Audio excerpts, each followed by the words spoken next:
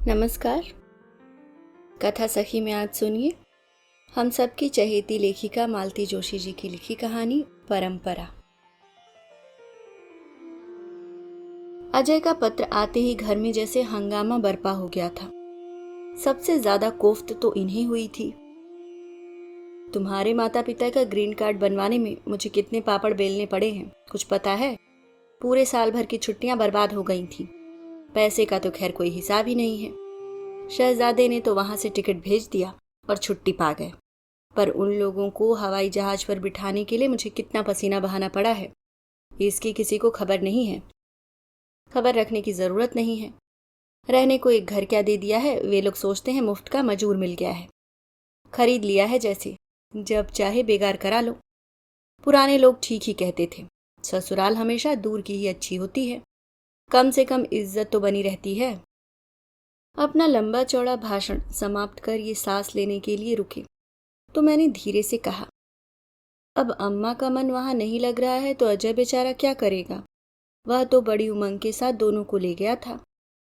अरे सब बहानेबाजी है। दरअसल उनकी प्राइवेसी में खलल पड़ रहा होगा, तभी अम्मा भारी पड़ रही हैं। अब तक तो बाबूजी थे, अम्मा उनके कारण बिजी रहती होंगी। अब तो 24 घंटे इन्हीं को झेलना पड़ता होगा। यहाँ तो एक बिना पैसे का कूली बैठा हुआ है, वहां उनके नखरे कौन उठाएगा? आज बैंक जाना है, कल डॉक्टर के यहाँ चेकअप के लिए जाना, परसों एकादशी है, मंदिर तो जाना ही है।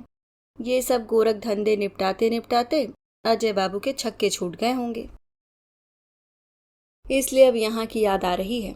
फिर यह भी डर होगा कि हम कहीं मकान ही न हड़प लें। अम्मा पूरे 3.5 साल बाद लौट रही थी। उन्हें हवाई जहाज पर चढ़ाते समय मैंने जैसे उन्हें आखिरी प्रणाम किया था। उन लोगों के लौटने की कभी कोई आशा नहीं थी। बार बार इतना किराया कौन खर्च कर सकता है? और हम लोगों का तो अमेरिका जाने का सवाल ही नहीं उठता था। बम्बई तक का किराया ही बड़ी मुश्किल से जुटा था। बाबूजी की मृत्यु की खबर पाकर भी सिवाय आंसू बहाने के मैं कुछ नहीं कर पाई थी। जानती थी कि इस समय मेरा अम्मा के पास होना बहुत जरूरी था, पर मैं केवल फोन पर ही उन्हें सांत्वना दे पाई। उसे सांत्वना भी क्या कहा जाए, बस दोनों रोती ही रही थी। न उनसे कुछ बोला गया न मुझसे। तब से बराबर यही सोच बना रहा कि एक दिन इसी तरह अम्मा की भी खबर आएगी और उस दिन तो कोई साथ रोने वाला भी न होगा। इसलिए जब अजय का पत्र आया तो मैं खुशी से गदगद हो गई। क्षण भर को बाबूजी की मृत्यु का दुख भी मुझे भूल गया। पर मुझे यह देखकर बड़ा दुख हुआ कि घर में कोई भी मेरी खुशी में शरीक नहीं है। इनका गुस्सा तो रह रहकर उफन ही रहा था। बच्चे अलग भुनभुना रहे थे। अम्मा बाबूजी के जाने के बाद मैंने उनकी रसोई में स्टोर रूम बना लिया था। उनके ड्राइंग रूम पर बड़े ने और बेडरूम पर छोटे ने कब्जा जमा लिया था। उन दोनों को अब अपने कमरे छिन जाने का डर हो गया था। दूसरी भी चिंताएं थीं। बड़े ने कहा, मामा जी को फोन कर दो कि नानी के लिए एक पोर्टेबल टीवी लेते आए, नहीं तो यहाँ दिन भर हमारे टीवी के सामने बैठी दूरदर्शन देखती रहेंगी। छोटा बोला, मम्मी अब वो अपना खाना अलग से तो नहीं बनाएंगी ना? नहीं तो इनके लिए दिन भर सौदा लाते लाते मेरी पढ़ाई ही गर्क हो जाएगी। इस बात पर तो मैंने भी गौर नहीं किया था। अम्मा की अलग रसोई का मतलब था कमरे खाली करना। उनका साथ में खाना भी एकदम निरापद नहीं था। मुझे नहीं, पर औरों को ऐतराज होता। 100 बंदिशें लग जाती। एक ही गनीमत थी कि मैंने अम्मा वाला हिस्सा किराए पर नहीं उठाया था। उन्होंने तो बहुत बार कहा था, पर मैंने अम्मा को वचन दिया था। अम्मा ने कहा था मेरे रहते घर को किराए पर मत चढ़ाना लाली, नहीं तो परदेश में भी मैं बेघर हो जाऊंगी। अच्छा ही हुआ जो मैंने अम्मा की बात रख ली, नहीं तो आज फजीहत हो जाती। वैसे इनकी तरह मुझे भी आशा नहीं थी कि अम्मा लौट आएंगी। उन्हें विदा करके एक तरह से मैं निश्चिंत हो गई थी। कहने को अपने ही माँ बाप थे, पर मन पर एक भार सा था। लगता था जो कुछ भी होना है इनके बेटे के सामने हो, मुझे जवाबदेही न करनी पड़े। अम्मा बाबूजी भी बड़े शौक के साथ गए थे। अपने बेटे बहू के पास जाने का किसे शौक नहीं होता। यहाँ रहकर भी उनकी आत्मा अजय में, उसके दोनों बेटों में बसती थी। उन लोगों को बड़ी प्रसन्नता थी कि जिंदगी के आखिरी पड़ाव पर वे अपने बेटे के साथ होंगे। पर 6 महीने बीतते न बीतते उनका मोहभंग हो गया। अकेलापन उन्हें खून की तरह खाने लगा। यहाँ पूरे मोहल्ले की ताईजी बनी थी अम्मा। वहाँ कोई बात पूछने वाला नहीं था। अड़ोस पड़ोस का पता नहीं था। सब जैसे कांच की डिबिया में बंद थे।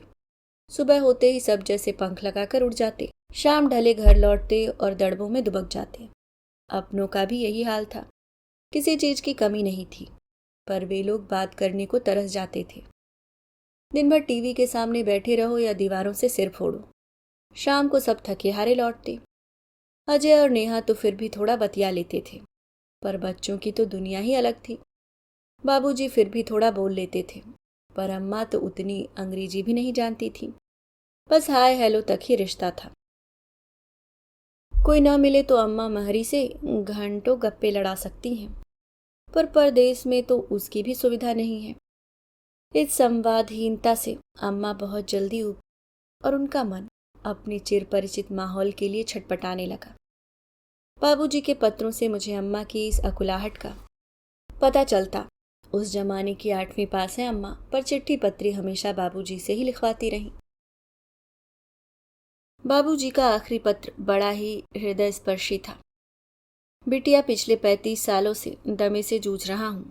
हर बार सर्दी के मौसम में ऐसा लगता है कि बस अब बुलावा आ ही गया है, पर तुम्हारी अम्मा हर बार मुझे यम के द्वार से लौटा लाती हैं। यह उसी के पुण्यों का फल है कि अब तक सांस ले रहा हूँ, पर इधर जानलेवा ठंड के सामने लगता है कि वह भी हार जाएगी। बाबूजी के हर पत्र में मैंने अम्मा के अकेलेपन को महसूस किया था। बाबूजी की मृत्यु की ओर बढ़ते कदमों की आहट पाली थी, लेकिन किसी दिन मेरी हिम्मत नहीं हुई कि उन्हें वापस बुला लूं। पैसा तो खैर अजय का ही खर्च होना था, पर उसके लिए मेरा 2 पंक्तियों का निमंत्रण भी जरूरी था। पर मैं मौन बनी रही। जिस दिन बाबूजी की मृत्यु का समाचार मिला, मन अपराध बोध से भर गया। लगा कि हमने जानबूझकर उन्हें मौत के मुंह में धकेल दिया है। लगा कि उनकी मृत्यु वहां की हिमानी सर्दी से नहीं, वरन हमारी उपेक्षा से हुई है। बार बार अम्मा का ख्याल आता, परदेश में उन्होंने कैसे इस वज्राघात को सहा होगा। वह तो एकदम टूट ही गई होंगी, देह से भी मन से भी। उनकी हाथ हाथ भर चूड़ियां और अठन्नी भर बिंदी याद आती और मन कांप उठता। हे ईश्वर, अम्मा वहीं बनी रहती तो अच्छा था। उनका वह निराभरण रूप मैं कैसे देख पाऊंगी, कैसे सह पाऊंगी। बम्बई जाने का इनका जरा भी मन नहीं था। बोले, अम्मा अकेली तो है नहीं, अजय भी साथ आ रहा है और उसका सब देखा भाला है। बेकार पैसे फूकने से क्या फायदा। पर मैंने ही उन्हें ठील ठाल कर भेज दिया। अजय अकेला होता तो कोई बात नहीं थी, पर इस बार अम्मा साथ थी।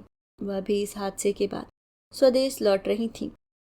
यहाँ की व्यवस्था का भार न होता तो मैं भी साथ चली जाती, पर किसी न किसी को तो जाना ही था। बच्चों को स्टेशन भेजकर मैं घर पर ही प्रतीक्षा करने लगी। भेंट के उस क्षण को मैं जैसे भरसक दूर ठेल रही थी। दरवाजे के सामने टैक्सी रुकी तो मैंने कांपते हाथों और धड़कते दिल से दरवाजा खोला।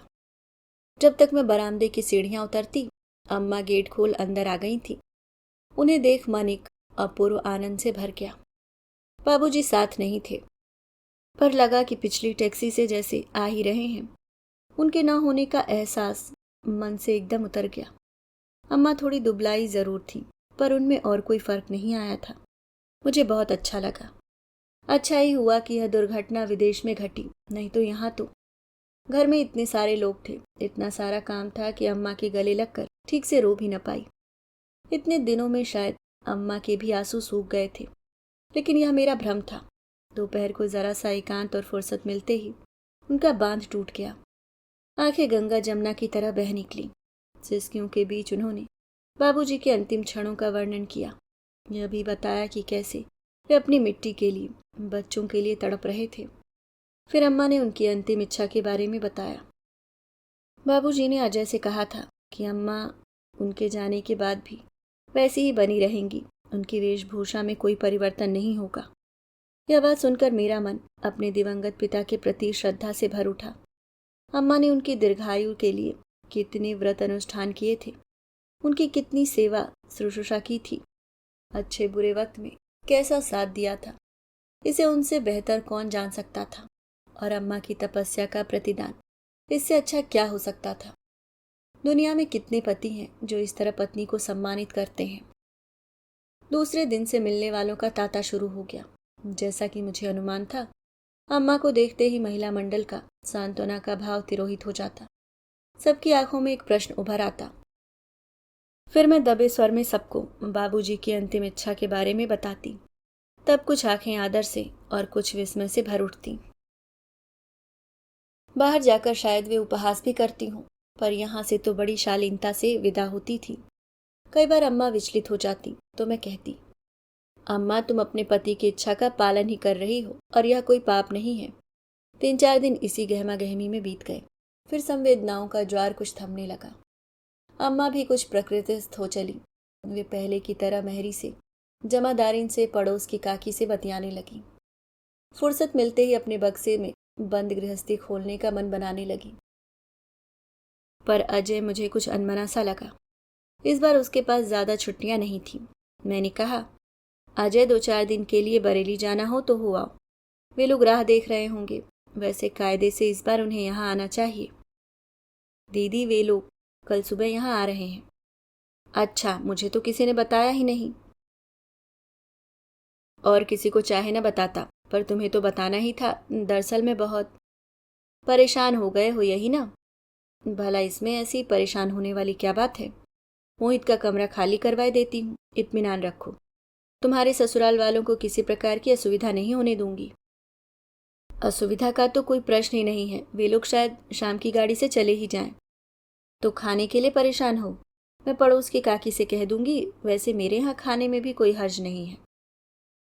खाने पीने का कोई झंझट नहीं है, यहीं खा लेंगे। मेरे यहाँ आते हैं तो खाते ही हैं। तो फिर क्या बात है? बात और क्या होगी? अम्मा को देख तो रही हो। क्यों, अम्मा को क्या हुआ? वे लोग देखेंगे तो क्या सोचेंगे?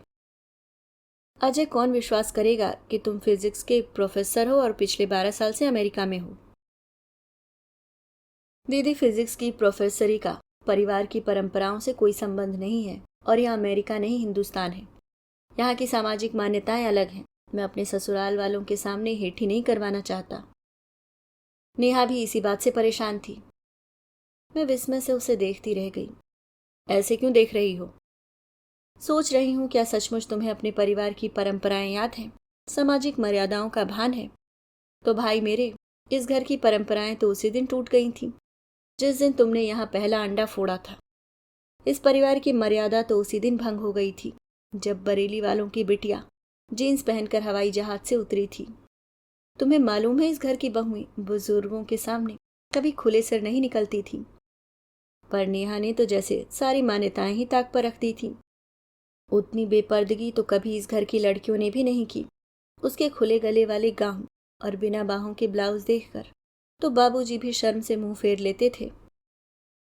तुम्हें मालूम है, इस घर की बहुएं हमेशा सबसे पहले जागती थी, सबको खिलाकर खाती थी, सबके बाद सोती थी। इस घर की बहुओं ने कभी बड़ों का नाम नहीं लिया। पति का नाम लेने का तो सवाल ही नहीं उठता। तुम्हें बरेली वालों की बड़ी फिक्र हो रही है। बताओ, उनकी बिटिया ने इनमें से किन परंपराओं का पालन किया है, या कि सारी परंपराओं का ठेका अम्मा ने ही ले रखा है? मेरी बमबारी से वह थोड़ी देर के लिए हतप्रभ हो गया। फिर धीरे से बोला, मेरे ससुराल वालों की बात जाने दो। वे तो एक दिन के लिए आएंगे और चले जाएंगे, पर अपने ससुराल वालों का तो ख्याल करोगी कि नहीं? क्या मतलब? जीजा जी भी खुश नहीं है। मुझसे कह रहे थे कि तुम अमेरिका क्या चले गए, तुम्हारा तो पूरा कुनबा ही साहब हो गया। मैं तो सन्न रह गई। शर्म से, गुस्से से भीतर तक लाल हो आई। अपने पति के स्वभाव से, आदतों से मैं परिचित थी। अजय के लिए, अम्मा बाबूजी के लिए उन्होंने कभी कोई अच्छी बातें नहीं कही, हमेशा व्यंग या उपहास ही किया। पर मैंने कभी उन पर ज्यादा ध्यान नहीं दिया। जानती थी कि यह उनका हीन बोध है। जीवन में स्वयं तो कुछ बन नहीं सके, इसलिए शायद दूसरों के प्रगति भी वे सह नहीं सकते। पर अम्मा के लिए ऐसी टिप्पणी, यह तो हद है। वे घर पर होते तो उनका पता नहीं मैं क्या कर डालती। इस समय तो सिर्फ दांत पीस कर रह गई। मेरी उस मना स्थिति को भांपकर अजय वहां से खिसकने की सोच ही रहा था कि पीछे से आवाज आई, अजय बेटा, अब तो खुश हो ना? हम दोनों ने एक साथ मुड़कर देखा। कमरे के दरवाजे पर अम्मा खड़ी थी। उन्हें देखकर मेरी तो चीख निकल गई। अम्मा, यह तुमने क्या किया? मैंने बिलखकर कहा। ठीक ही तो किया बेटी, वह तो स्वांग था, कितने दिन चलता। वह स्वांग नहीं था अम्मा, बाबूजी की आखिरी इच्छा थी, वसीयत थी उनकी। इस नालायक के लिए तुम बाबूजी की आत्मा का भी अपमान करोगी? अम्मा ने मुझे अंक में भर लिया, बोली, तेरे बाबूजी तो भाग्यवान थे लाली, जल्दी छुट्टी पा गए। पर मुझे पता नहीं अभी कितना जीना है, और वह इन्हीं लोगों के साथ जीना है। इन्हें नाराज करके मैं कहाँ जाऊंगी? मैं एकदम बिफर गई।